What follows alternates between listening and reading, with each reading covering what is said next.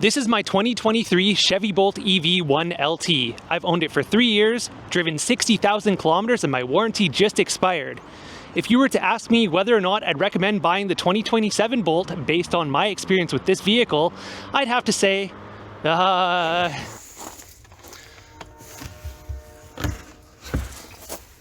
look at that, it leaked again.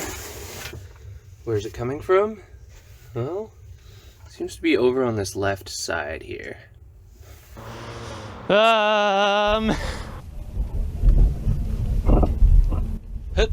we go, that's it. That was the noise. That's the noise that we've spent 6 months and 4 trips to the dealership trying to track down.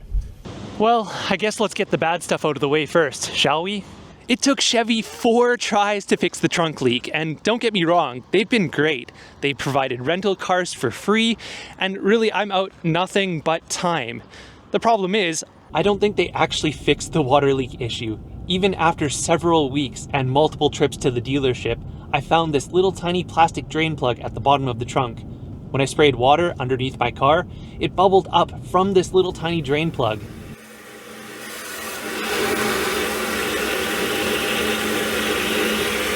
Yeah, I think that might be the cause of some of the problems. Even after showing them this video, I ended up replacing this thing myself. That's been the story throughout this process. I've had to do a lot of the work myself. I've sent them videos of the suspension noise.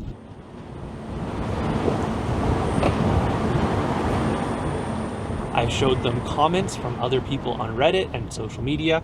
And they still aren't willing to try one of the 2 common fixes for this vehicle, which is the sway bar linkage or the anti-click washers.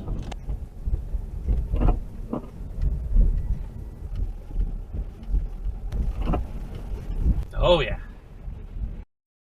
I've had a couple other minor quality control issues as well beyond normal squeaks and rattles. For example, the reverse camera sometimes flickers. This is very infrequent.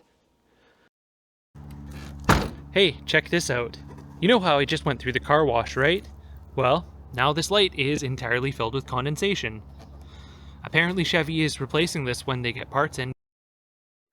While I was editing this video, the car started clicking on acceleration and deceleration. That's new.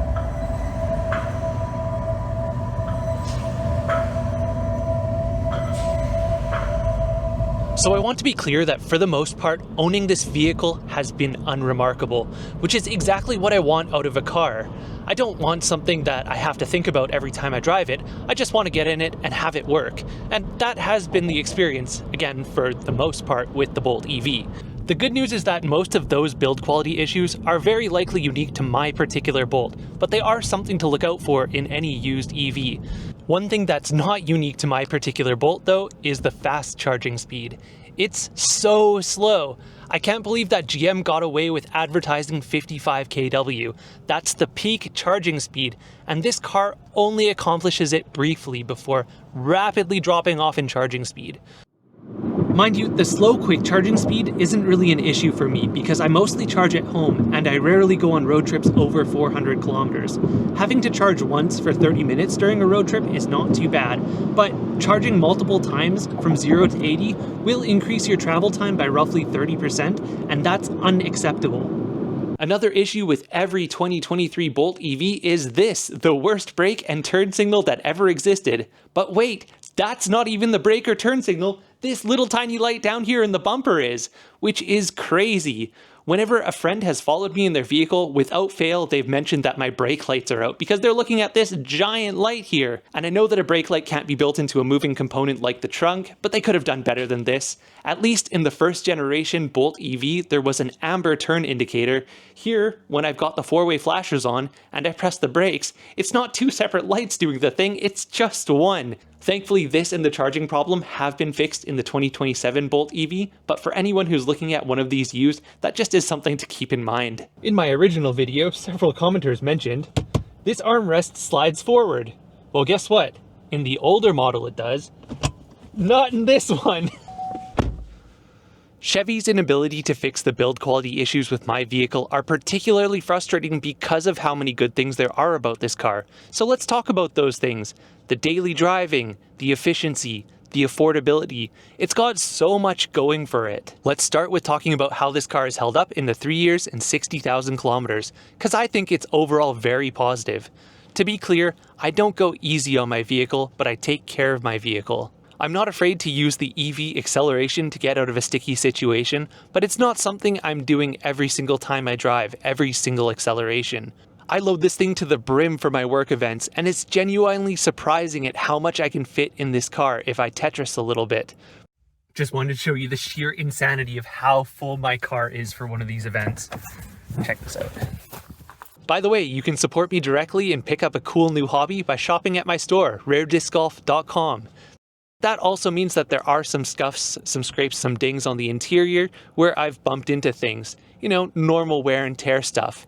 I still find the passenger seat comfortable for longer road trips, but keep in mind that I'm around 5'10" and 160 pounds. Other friends who are a little bit heavier or much taller have said that it is just a little bit cramped. But compared to other vehicles, there is a lot of headroom, so honestly, you can fit in here if you're pretty tall.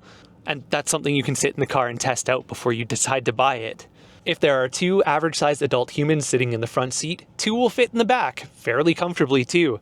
It'll be better than any long-haul flight in terms of legroom. The screen has held up very well. The touch response is fast and accurate, Android Auto works very well, and it's really nice to have these climate control buttons on a modern vehicle. And then finally, looking at the trunk area, this is where most of my wear and tear has came from doing those events, sliding boxes in and out constantly for work, just using the car in general. You can see some scuffs and scrapes on the plastic, and a little line where I had to glue in these knobby things. Accidentally added too much glue and acetone didn't take it off. Oops. But overall, this is just normal wear and tear stuff. There's nothing abnormal about this, and I'm pretty happy with how the interior has held up. Especially since I was concerned about the glossy plastic around the screen. I was concerned that that would get scuffed up, but it doesn't look too bad overall. It does show dust. It actually really shows dust, but I keep it clean with a microfiber cloth that I keep in my door. And down here next to the Prindle is my duck pond, which commemorates the time my car leaked for 3 months. Externally, it's the same story. Everything has held up pretty well over the 3 years that I've owned this car. There are the odd nick and scuff here from parking lot incidents where people have brushed past a little too close, or one place where someone let their cart go and it hit the vehicle. People suck sometimes. My one area of concern is the color matched door handles, where my fingers have scratched a little bit into the paint, but I think some protector on there will solve that, but I haven't even bothered putting a protector, and that's how much I'm worried about that. As I said earlier, this is my only car. I daily drive this thing, and I still find it as fantastic as the day I bought it. The EV acceleration is really fun, especially when you're beside another vehicle who can just zoom away from them. Love that. One pedal driving on this car is also excellent. I rarely feel the need to use the brake pedal outside of emergency situations. There's even this little toggle on the top here which increases regeneration.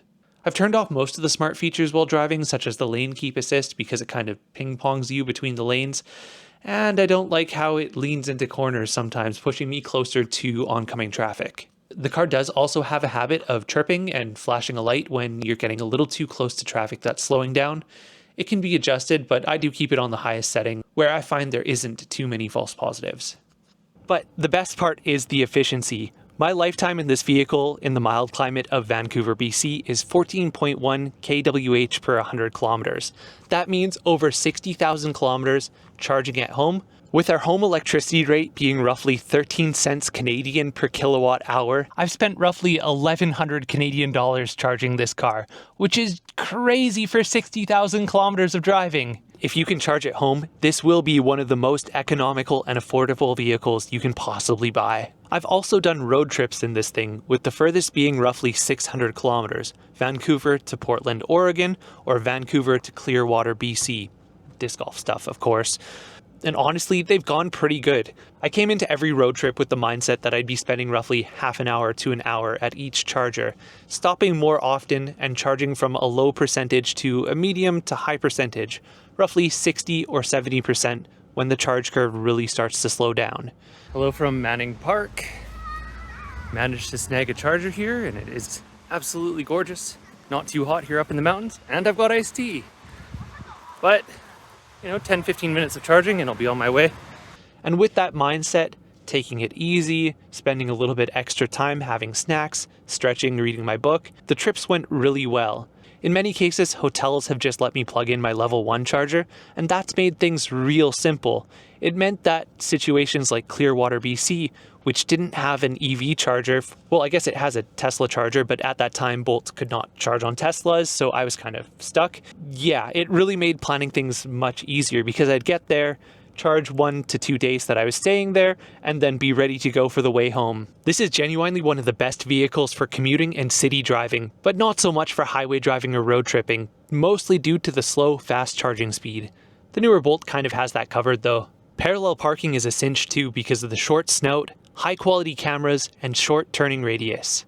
We've really been through a lot together, and I think that's part of why I'm so sad about the ongoing build quality issues and the fact that GM has not been able to repair them under warranty. I'd be hesitant to sell this thing at its full market value given the issues that it has, and from there I wouldn't even be able to buy another EV. I'd be stuck more or less with another Bolt, a Leaf, or a gas vehicle.